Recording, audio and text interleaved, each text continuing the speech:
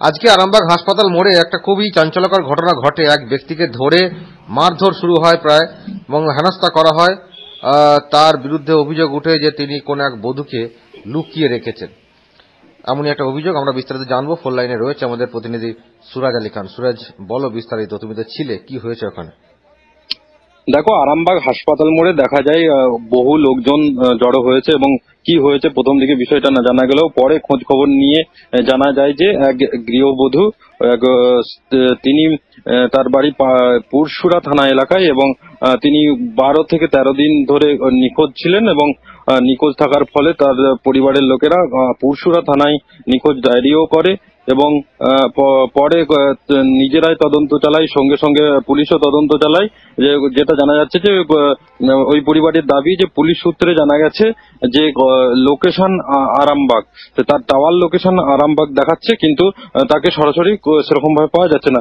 সেই মোতাবেক তারা কিন্তু গোপনে ভাবে খুঁজতেও থাকেন। তারপরে অনেক জায়গায় সোশ্যাল মিডিয়া সহ অনেক জায়গায় বিজ্ঞাপনও করেছেন বলে তাদের দাবি এবং সেখান থেকে যেটা জানা যায় যে এক ব্যক্তি, আরামবাগের এক ব্যক্তি, যিনি মোহরি করেন বলে বলা হচ্ছে এবং তিনি সেই ব্যক্তিই নাকি লুকিয়ে রেখেছেন, এমনই তাদের দাবি। এবং সেখানে আরামবাগ হাসপাতাল মোড়ে তাকে নিয়ে আসা হয় তার বাড়ি পারুল এলাকায় এবং হাসপাতাল মোড়ে আসার পর তিনি ফোন করেন যেখানে রাখা হয়েছে সেখান থেকে, এবং প্রায় 2 ঘন্টা কেটে যাওয়ার পর তার ওই বধূর পরিবারের লোকেরা কিন্তু যথেষ্ট ধৈর্য ধরে থেকেও তারা কিন্তু রেগে যান যে কোথায় সেই বধূ।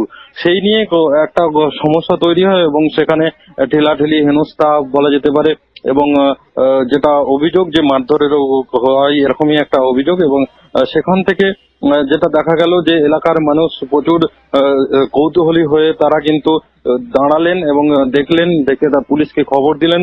পুলিশ আসে এবং পুলিশ এসে ওই গৃহবধূর পরিবারের লোকজনকে সহ এবং ওই ব্যক্তিকে আরামবাগ থানায় নিয়ে গেছে। এখন পর্যন্ত এই খবর, গোটা বিষয়টা পুলিশ শুনেছে এবং পুলিশ এই গোটা বিষয়টা তদন্ত শুরু করছে বলে জানা গেছে।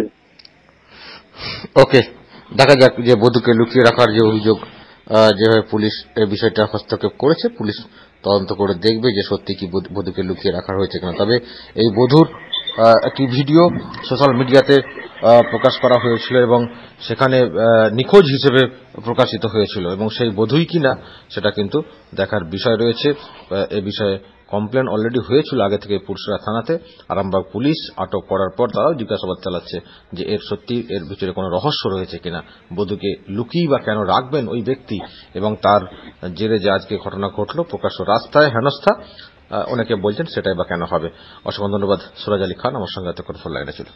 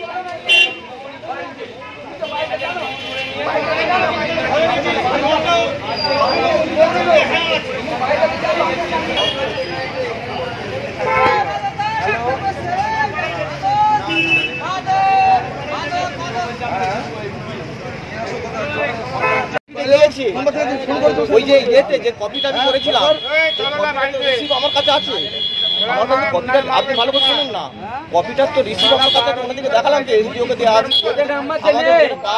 কপিতে নাম্বার থাকে না, আপনি বাড়িওয়ালা নাম্বার কি করে পেলেন? আপনি ফোন করলেন, ওই নাম্বারটা কপিতে দেওয়া রয়েছে।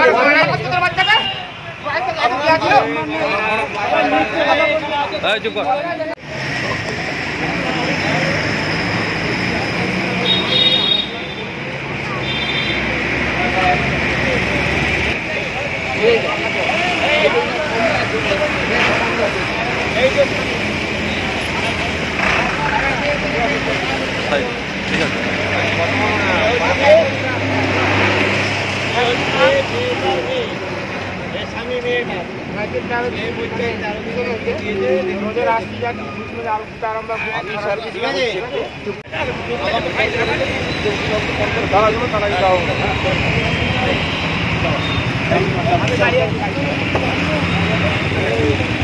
আচ্ছা